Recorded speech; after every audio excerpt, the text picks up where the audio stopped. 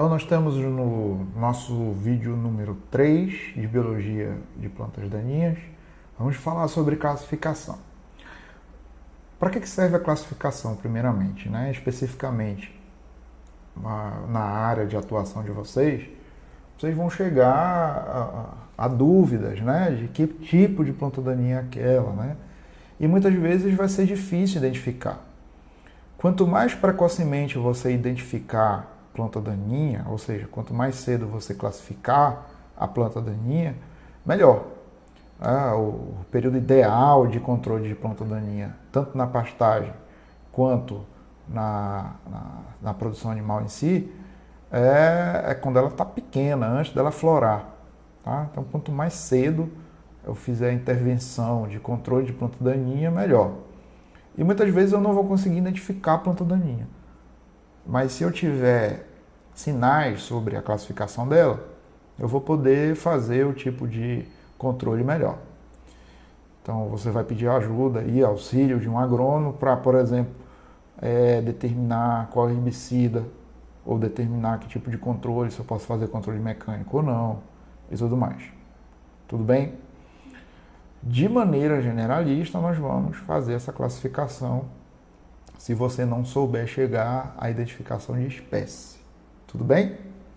O ideal é que chegue a espécie, mas é muito difícil, realmente. Então vamos lá. Quanto ao tipo de planta,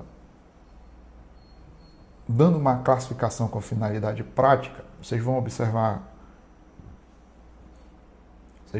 isso principalmente com o pessoal que vende agrotóxico, o pessoal que é representante comercial, perguntar se você tem plantas no seu pasto de folha estreita ou folha larga. Bom, botanicamente, essa distinção de folha estreita e folha larga é uma distinção de divisão. Se ela é liliopsida, ou seja, se ela é monocotiledônea, ou se a planta é magnoliopsida ou dicotiledônea. Se ela tem folha estreita, monocotiledônea. Se ela tem folha larga, dicotiledônea. Geralmente a sua pastagem é de folha estreita. Ela é monocotiledônea, mas ela é de uma família geralmente específica, a família gramínea ou família poácea, tá? O certo é poácea, tá? Mas nós temos outras plantas de folha estreita que não são gramíneas. Nós temos ciperáceas, nós temos liliáceas e gingiberáceas, e tem diversos tipos de plantas que, ciperácea, por exemplo, que não são gramíneas. Tudo bem? Então não confundam isso. Toda gramínea é monocotiledônea, mas nem toda monocotiledônea é gramínea. Nós temos plantas de folhas largas, que são plantas dicotiledôneas. Elas são os nossos principais inimigos em pastagens. As pastagens de gramínea geralmente são plantas C4, ou seja, são plantas que necessitam de alta intensidade luminosa. E as plantas dicotiledôneas, o que é que elas promovem? São essas aqui do lado, aqui, ó. Elas têm uma alta área foliar, tem uma área foliar grande, e isso provoca sombra. Provocando sombra em quem gosta muito de luz, vai provocar menor produção de pastagem. Então, nossos inimigos maiores são plantas dicotiledôneas. Lembrando, diferença de monodicotiledônea, planta monocotiledônea tem sistema radicular fasciculado, tem folhas estreitas, tem nervura de folha paralela, tá? Tem apenas um cotilédone. Plantas dicotiledôneas têm 2 cotilédones aqui. Tem nervação da folha reticulada, tem sistema radicular pivotante. Tá? Melhorando, né? Pega uma folha da planta daninha que tu tem lá, olha contra a luz. Se tiver dessa maneira aqui, essa nervação reticulada, dicotiledônea. Se tiver nervação paralela, monocotiledônea. Tá? Aqui só uma gravura representando isso ainda mais. Raiz axial pivotante, dicotiledônea, fasciculada monocotiledônea. Aqui eu tenho um aspecto interessante. a pastagem geralmente é de monocotiledônea. Ou seja, a raiz dela vai estar na superfície. Então ela responde muito bem, por exemplo, à adubação de cobertura. Tá? Mas ela é muito sensível, por exemplo, ao período de seca. No período de seca geralmente tem água embaixo. E quem se dá bem no período de seca são plantas dicotiledôneas que têm um sistema radicular profundo, né? Axial, pivotante, né? Mais profundo, que vai buscar água mais profundamente.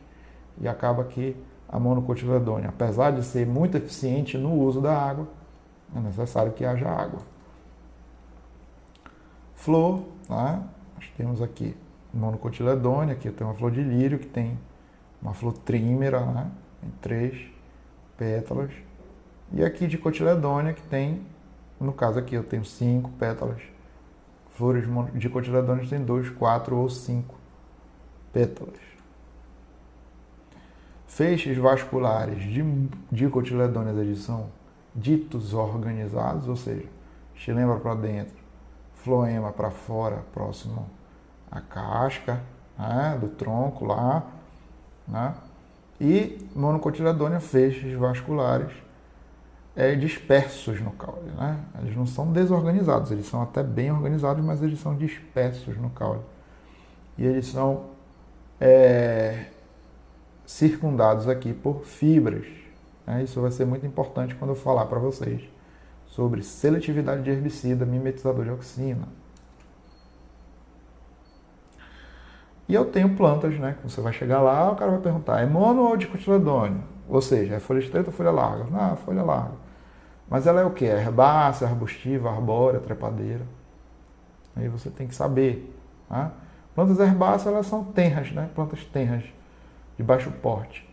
Inclusive, falando sobre definição de planta daninha, porque a gente não usa na nossa disciplina erva daninha. Porque nós temos plantas que provocam dano em pastagem que não são ervas, que são árvores. Então elas não são ervas, elas são árvores, né? Elas são plantas. Então planta é uma questão generalista, né? Ela pode ser de qualquer tipo de classificação. Plantas arbustivas são árvores, né? É muito comum nós termos árvores que são daninhas em pastagens, é o caso da ciganinha. Arbustivas, desculpa, nós temos aí no caso a lantana câmara, que provoca aí arbustos, né? Arbóreas, que são árvores, trepadeiras, que elas se beneficiam de outras plantas para usar como suporte para o crescimento.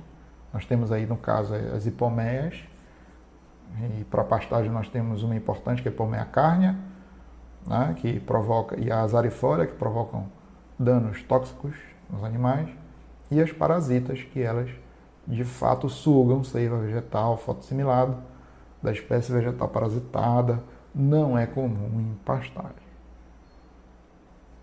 Aqui herbácea eu tenho 2 plantas problema em pastagem, que é a Commelina bengalensis e a vassourinha de botão, que é a Spermacossa verticillata. Elas são problemas, as 2 são, principalmente essa aqui na Amazônia é problema. A arbustiva, eu tenho aqui a lantana. Quem está no curso de zootecnia da UFRA vai poder sair lá das salas de aula da zootecnia e vai ver lá no jardim, tem lantana lá, uma planta bonita. A Vernonia poliante, que é o açapeixe branco, tem o açapeixe roxo também. Tá? Arbóreas eu tenho a Memória peregrina, que é uma árvore, né? Então ela tem um sistema radicular muito profundo, ela vai buscar água lá no fundo. Quando todo mundo aqui está seco, morto, ela está verdinha lá, porque ela está buscando água lá embaixo. Eu tenho cafezinho, que é a Palicúria marquigrave, que é aquela planta tóxica que eu falei para vocês. Trepadeiras, isso aqui é na área da várzea da UFRA. Se eu não me engano, essa imagem aqui é da professora do CIDEA.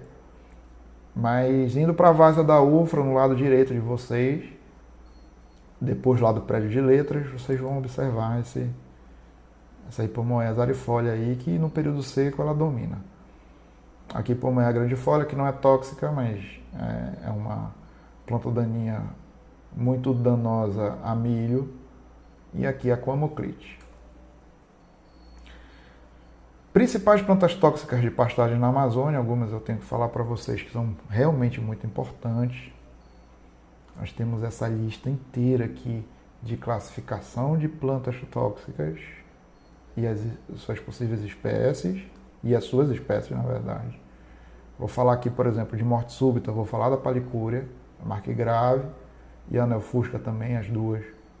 As mascagânia também temos aqui na Amazônia.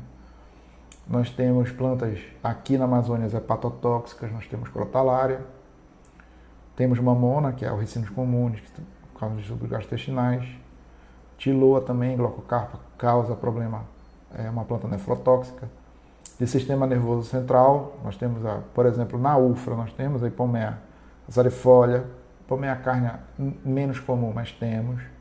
Mamona também causa problema de sistema nervoso central. Pele e anexos, nós temos aí o banco de proteína, muito utilizado para ruminantes, que é a leucena. Então, ela tem fatores antinutricionais, ela tem fatores tóxicos, que vocês não devem disponibilizar à vontade ao animal. Tem lá as suas peculiaridades de uso. Temos plantas fotossensibilizantes, como é o caso da lantana e da braquiária. Radiomimética, que é o caso da samambaia, pteridium. De anemia hemolítica, que nós temos outra braquiária, que é a Urochloa radicans, que é a braquiária radicans. Plantas cianogênicas, que é o caso da mandioca, tá? Mandioca brava, então é menos comum o dano em ruminantes, apesar de existir. Tem gente que dá tucupi e dá, por exemplo, resto de casca de mandioca, e isso pode provocar dano em ruminante, também causa em suínos, tá? Acúmulo de nitrato e nitrito, nós temos o sorgo, que está aqui, está equivocado, ele é aqui de baixo, tá? Tem o penicetum também. Distúrbios reprodutivos e plantas pneumotóxicas, né? Que são as hipomeas batatais e em associação com Fusarium solane, que é um fungo. Então a palicúria, o problema dela é que ela é palatável, ela causa morte súbita muito rapidamente. Tá? Vocês já viram os sintomas dela na aula passada. Qualquer parte da planta causa intoxicação, principalmente a fruta. Tá? E por ela ser palatável, o animal se alimenta mesmo se não estiver com fome. Aqui a planta. Ela causa esse travamento do quarto traseiro, né? E o ato de pedalar, que vocês não estão vendo aqui na imagem. A fotofobia e a cabeça deslocada para trás. Tá? Dose letal extremamente baixa, tá? Em bovinos, de 600 a 1 grama por quilo, é muito pequena, ou em forma fracionada. Tá? Controle. Essa planta gosta de sombra, então você vai ver ela em área de mata. Então, se o seu pasto é muito grande, tem área de mata, cerca a mata. Ou então controla a planta antes de fazer cercar. Evitar a movimentação do animal, tá? Porque quanto mais ele se movimentar, mais vai circular na corrente sanguínea o ingrediente ativo que provoca a morte do animal. E eliminar a carcaça dos animais, porque o veneno continua ativo por um longo período. Ou seja, não façam churrasco com bicho. As espécies sensíveis são bovinos, ovinos e caprinos, e equinos menos sensíveis. Ocorre no Brasil inteiro, tem bastante na Amazônia, e a condição para intoxicação é fome, apesar de ser palatável. Os sintomas vamos deixar aí para as disciplinas de plantas tóxicas. A Asclepias curaçávica também é uma planta que provoca morte súbita, uma dose um pouco maior do que cafezinho, mas ainda assim muito pequena, de 10 a 25 gramas por quilo.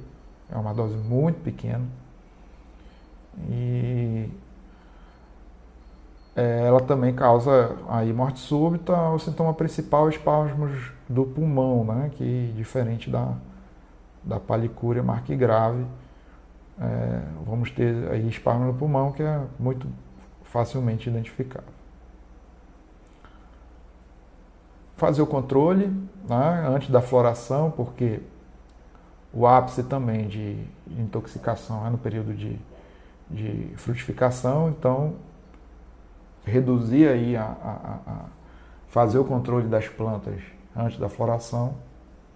E como ela se propaga tanto por semente como caule, é interessante não fazer o corte da planta no período chuvoso, né? Fazer isso daí no período seco, né? Porque você vai cortar no período seco, o propágulo não vai ter água para crescer. Está aqui as clépeas, é uma planta muito bonita. Plantas que causam fotossensibilização, elas provocam uma sensibilidade exagerada, né, aos raios solares. Então, esses animais vão ter como... eles vão se esconder da luz. Né? Eles vão ter espessamento das partes afetadas, né, que provocar edema. Muitos ferimentos com sangramento no local. Muitas vezes provocam desprendimento do casco. E promove a icterícia, né? Se você abrir o animal que está com intoxicação com plantas que promovem a fotossensibilização, ele vai estar amarelo por dentro. A principal planta que causa fotossensibilização é a lantana. Tá? O animal só se alimenta se estiver com fome. E o controle é fazer a limpeza do pasto. Tá?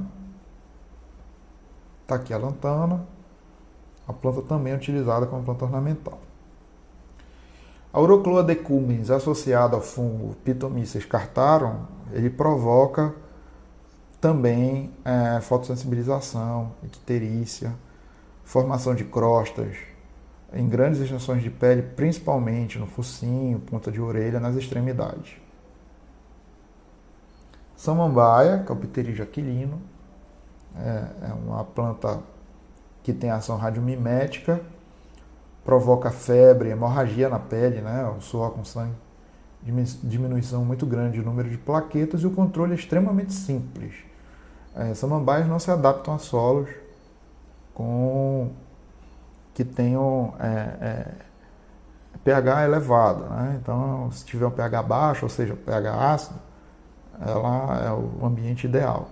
Então, você vai observar a samambaia principalmente em locais de abertura, né? Pastos que estão sendo abertos, e a gente abre pasto geralmente no período seco. E é quando o animal não tem alimento, aí ele vai lá e se alimenta e acaba se intoxicando. Samambaia é muito simples da gente observar. A Dieffenbachia, que é o Comigo Ninguém Pode, é uma planta utilizada muito para ornamentação aqui na Amazônia, e ela é tóxica porque ela apresenta ráfides de oxalato de cálcio dentro dela, que são cristais de oxalato de cálcio, e esses cristais eles são como se fossem lâminas. E ele provoca aí microlesões que promovem hipersensibilidade, principalmente na boca. Isso faz com que o animal não se alimente. Tá? Então aqui eu tenho, por exemplo, aqui uma ráfide de oxalato de cálcio dentro de uma folha. E esse oxalato de cálcio é como se fosse uma pedra, né? E uma lâmina muito afiada, isso provoca aí danos, lesões no aparelho bucal e no aparelho digestório do animal. Isso vai provocar edema, inchaço de língua e palato, náusea, vômito, fotofobia, lacrimejamento. E aqui é o Comigo Ninguém Pode, né? Dieffenbachia. Aí ela tem um látex, né? Se você cortar um pedacinho aí do caule dela, você vai ver aquele látex que é cheio de oxalato de cálcio. Como é que controla, né? Isso é uma planta de várzea, né? Uma planta de área úmida. Então, no período seco, geralmente o gado vai pastar nas várzeas, né? E acaba entrando em contato com a Dieffenbachia. Controlar a Dieffenbachia não é fácil, né? O que se sugere é cercar as áreas onde tem a ocorrência dela. Plantas daninhas que não são tóxicas, mas causam danos às pastagens e aos animais por ter espinho. Nós temos aqui a memória peregrina. A memória peregrina, o principal característica, vocês estão vendo aqui, olha, pasto seco e a memória peregrina verdinha. Ela está verde por quê? Ela é uma planta C3, gosta muito de água, mas porque ela está verde, o pasto, que é C4, e tem alta eficiência no uso da água. Ela está verde por quê? Porque ela tem um sistema radicular muito profundo, que vai buscar água lá embaixo, e ela fica verdinha. Ela é tóxica ao animal? Não. Mas ela provoca sombra. Se ela provoca sombra, eu tenho menos luz em planta C4, que é o pasto. Planta C4 com menos luz vai ter menor conversão em carboidrato, menor conversão em tecido, menor unidade animal por área. Tá? E aqui eu tenho um sistema radicular da memória peregrina, que é extremamente grande. Tá? Aqui eu tenho um aça-peixe, pode ser branco ou roxo, que é a Vernonia poliante, que a gente chama de aça-peixe. É um arbusto, tem uma área foliar muito grande e provoca muita sombra no pasto. Aqui eu tenho o mata-pasto, que é o Patório maximiliane, é muito comum também em área de abertura de floresta, né, que vai ter conversão em pastagem. Tenho bastante mata-pasto. Se propaga tanto por semente quanto por propagação vegetativa. Então, controle antes de ter flor. Se não tem flor, não tem fruto, não tem semente. Vassourinha de botão é um problema gigante na Amazônia. Hoje nós temos vários produtores que chegam com a gente para perguntar como é que controla a vassourinha de botão nas pastagens. Né? Quando eu falar em controle químico, eu vou dizer para vocês que existe um herbicida imidoda LS que não tem registro para controle de vassourinha de botão, mas ele controla sem matar a pastagem, tá? Que é uma sulfonilureia. E tem tido bons resultados, apesar de que se ela estiver florada desse jeito, ela não controla tão bem. Tá? Então é interessante o controle dela antes da floração. Bom, gente, foi isso. Essas 3 aulas de biologia de planta daninha. Qualquer dúvida, vocês vão me procurar lá no grupo do WhatsApp. E nas aulas presenciais não, nas aulas ao vivo, né?